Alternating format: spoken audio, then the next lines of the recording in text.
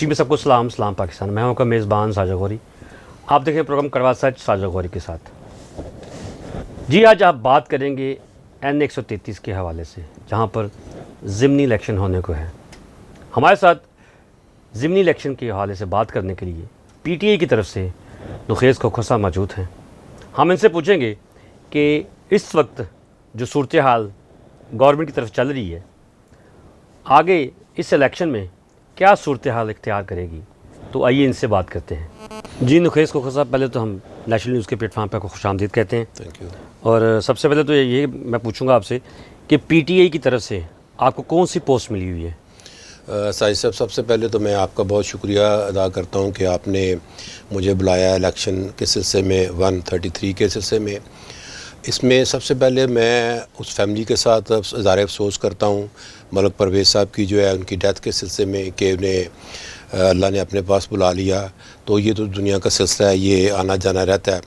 और अब आगे चलते हैं कि मुझे जो PTI की तरफ से जो डेजिग्नेशन मिली है वो सेंट्रल पंजाब का मैं मिनॉरिटी विंग का हूँ, जॉइंट सेक्रेटरी हूँ।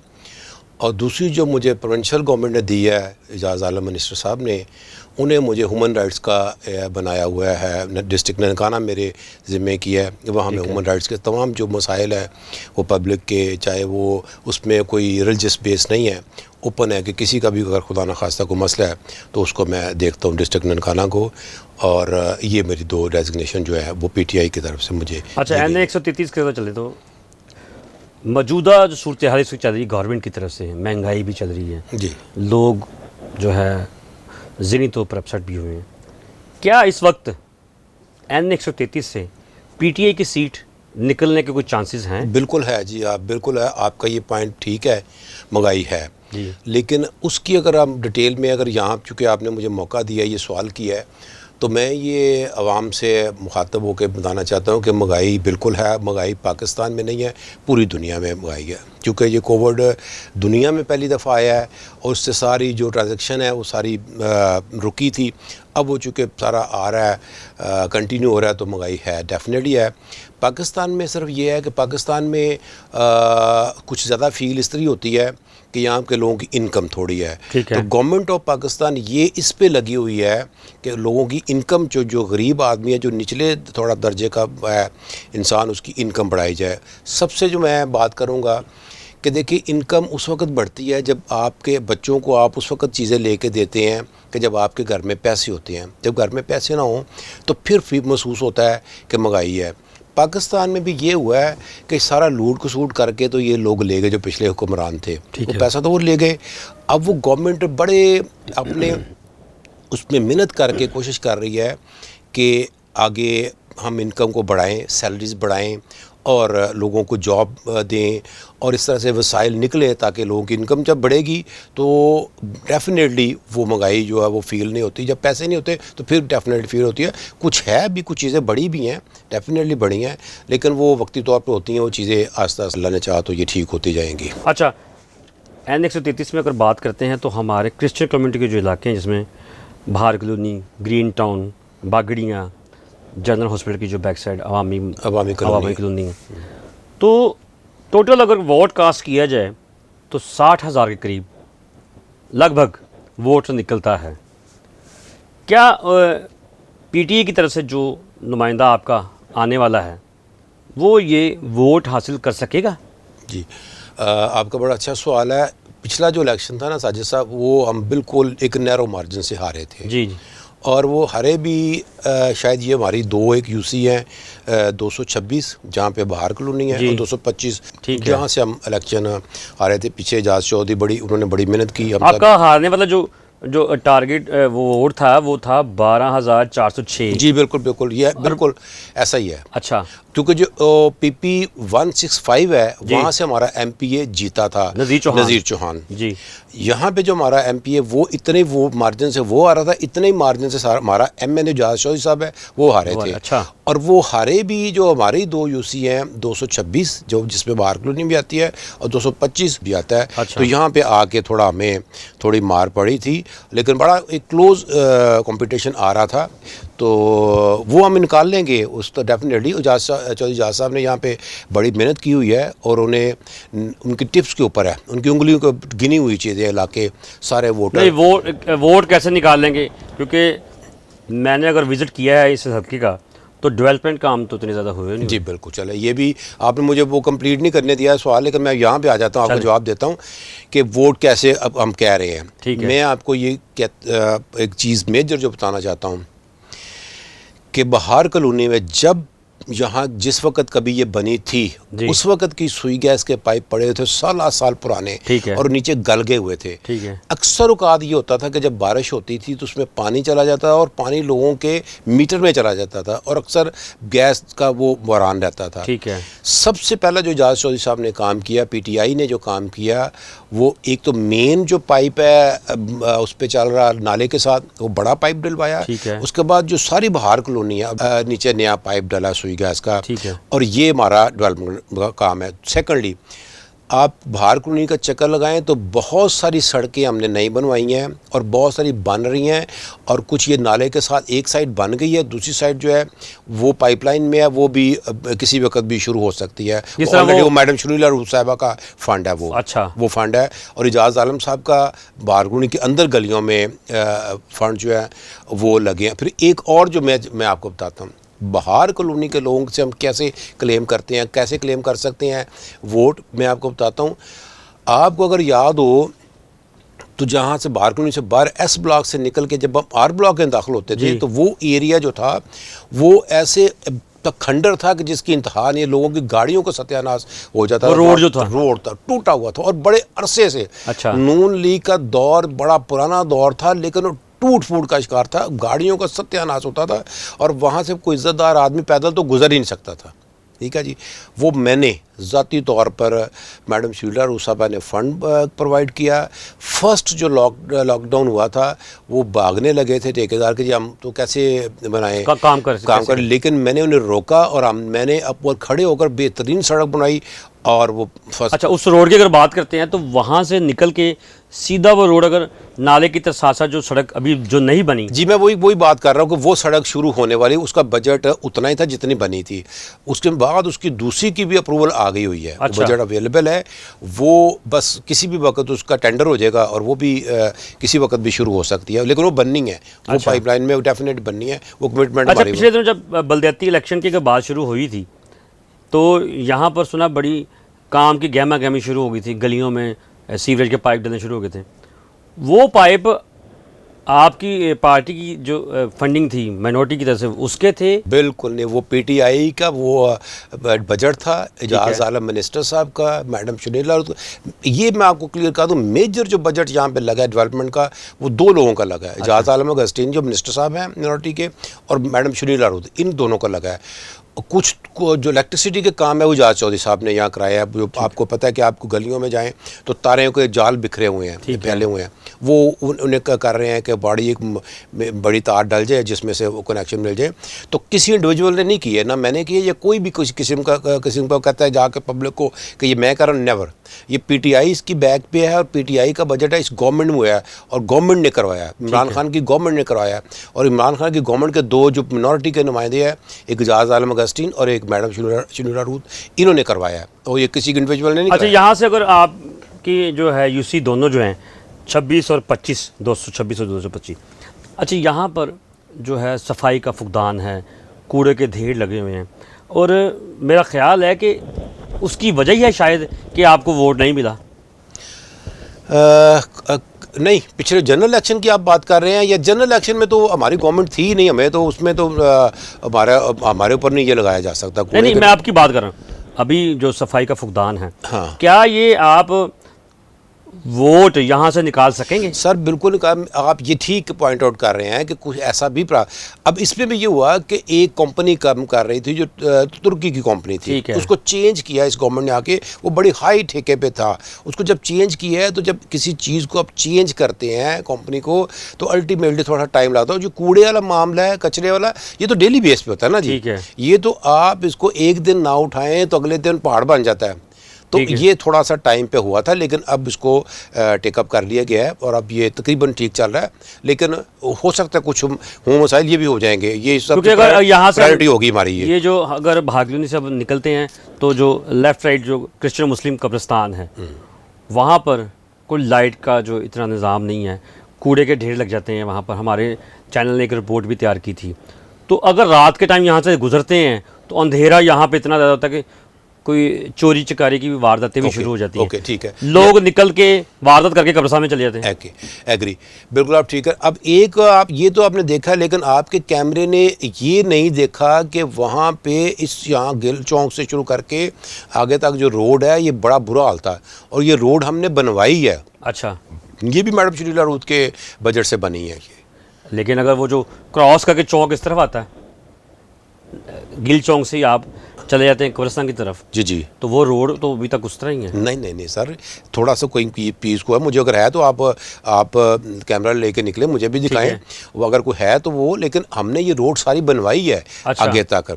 और लाइट का आप ठीक कह रहे हैं, आप ठीक कह रहे हैं कि लाइट, स्ट्रीट लाइट होनी चाहिए। डेफिनेटली रात को जब लेट अगर कोई गुजरता है तो वो कोई ऐसा मिसहैप हो सकता है। आप ठीक कह रहे हैं, जो बात मानने वाली है वो हो सकती है, और इसको डेफिनेटली मैं ज़ाती तौर पर इसको वोट अप करूँगा। अच्छा, अवामी कॉलोनी की अगर बात करते हैं तो वहाँ पर भी एक क्रिश्चियन कॉलोनी है पीछे जो जनरल स्पिरिट की बैक साइड है, वहाँ पर एक घरों के अंदर एक बहुत सारा कूड़े का जो, जिसमें बहुत ज़्यादा कूड़ा भी है।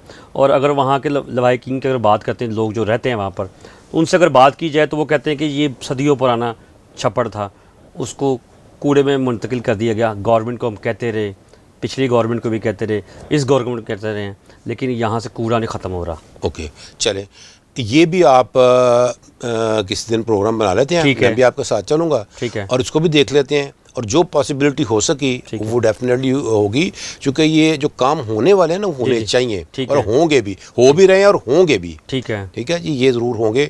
आप अगर किसी आपका नज़र कहीं पड़ती है तो आप ज़रूर बताएं। क्योंकि हमने तो यहाँ के जो हल्के हैं जितने भी, उनको हाईलाइट हम ज़रूर करेंगे।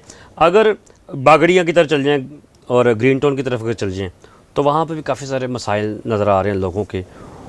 वहाँ कोई आपके जो नुमाइंदा है नज़ीर चौहान, वो उसी एरिए का ही, लेकिन कोई वहाँ पर क्रिश्चियन कम्युनिटी के मसाइल इतने हल नहीं हुए। सर साजिद साहब, गौरी साहब, बात ये है कि मसाइल तो हैं, ठीक है, जो अगर ये हम कहें, लेकिन पीटीआई की गवर्नमेंट को आए तो सिर्फ 3 साल हुए हैं। ये मसाइल तो कई सालों से पिछली हुकूमतों में चल रहे हैं, जिन्होंने इसको हल ही नहीं किया। रमज़ान भट्टी साहब यहाँ से कुछ 2 दफ़ा 3 दफ़ा MPA बन चुके हैं।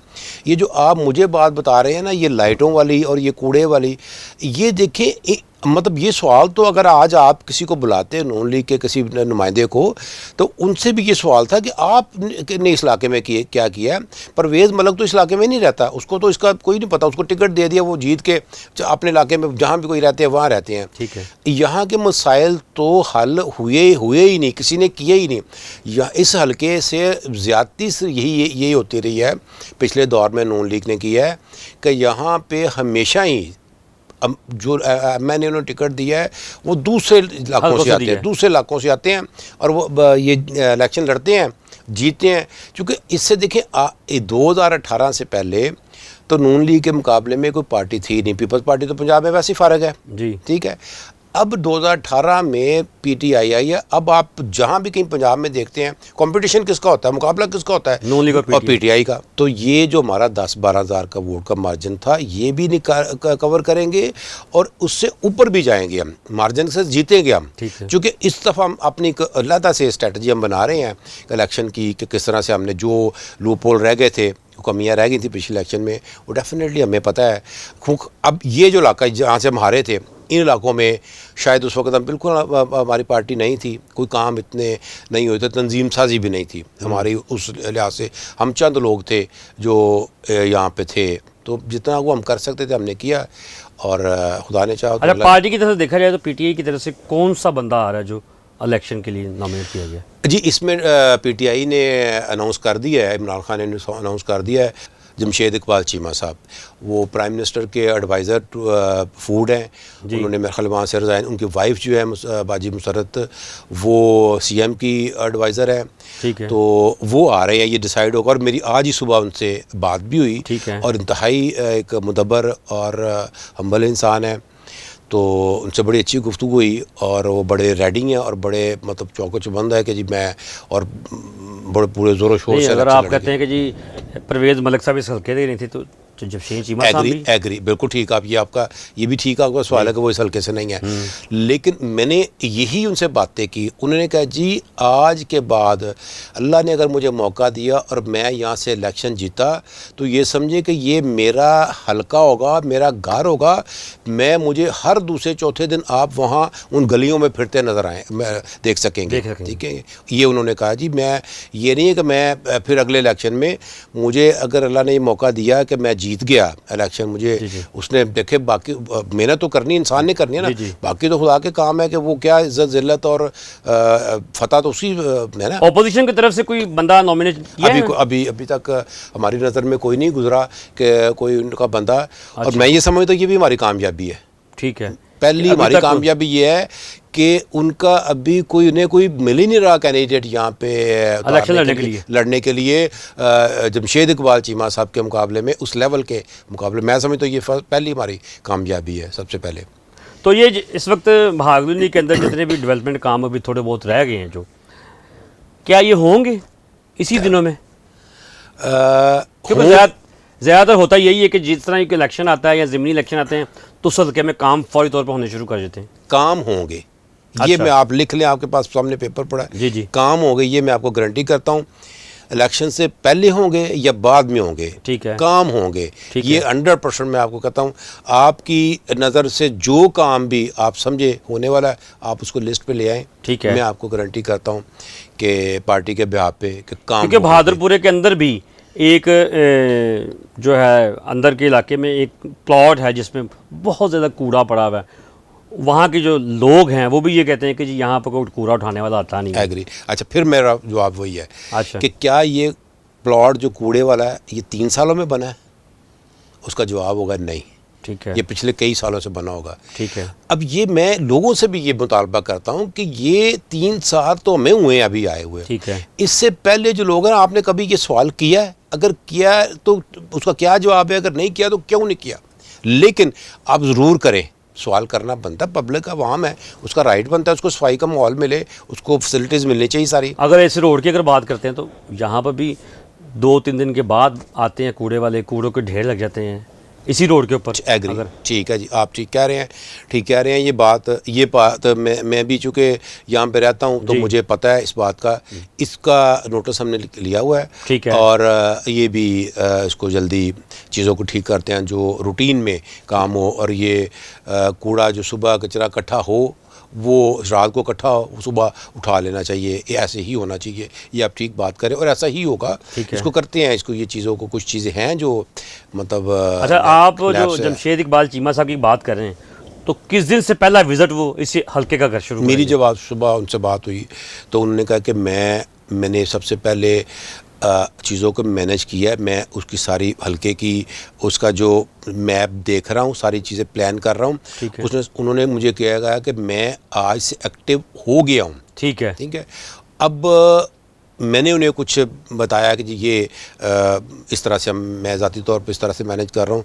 तो उन्होंने कहा जी आप चीज़ें रेडी करें, बस वो मेरा ख्याल है चंद एक दिनों में वो आप उनको कप्तान के तरफ से खिलाड़ी जो है एक वो मैदान में आ गया जी, वो आ गया, बिल्कुल आ गया और बिल्कुल रेडी है वो। अच्छा, बिल्कुल रेडी है। उन्होंने बिल्कुल किट करके और बैट हाथ में पकड़ के और छिक्के चौके लगाने के फुल वो मूड में है। और उन्होंने कहा जी मैं अगले 2-3 दिन के बाद आप मुझे फील्ड में देखेंगे और मैं आपके साथ हूँगा और हम लोगों के डोर टू डोर और अब जिस तरह भी तरतीब बनेगी हम उस कैंपेन पे शुरू करेंगे। और हमारा इस नीयत से हम इस मैच में जाएंगे कि ये मैच हमने एक अच्छे मार्जिन से जीतना है और खुदा ने चाहा तो ज़रूर जीतेंगे। इसका मतलब कि ये जो मार्जिन है 12,406 वाला, ठीक है, मेहनत तो करनी पड़ती है, इलेक्शन में मेहनत करनी पड़ती है, मेहनत तो होगी, डेफिनेटली होगी और उसका रिजल्ट भी खुदा ने चाहा तो अच्छा आएगा।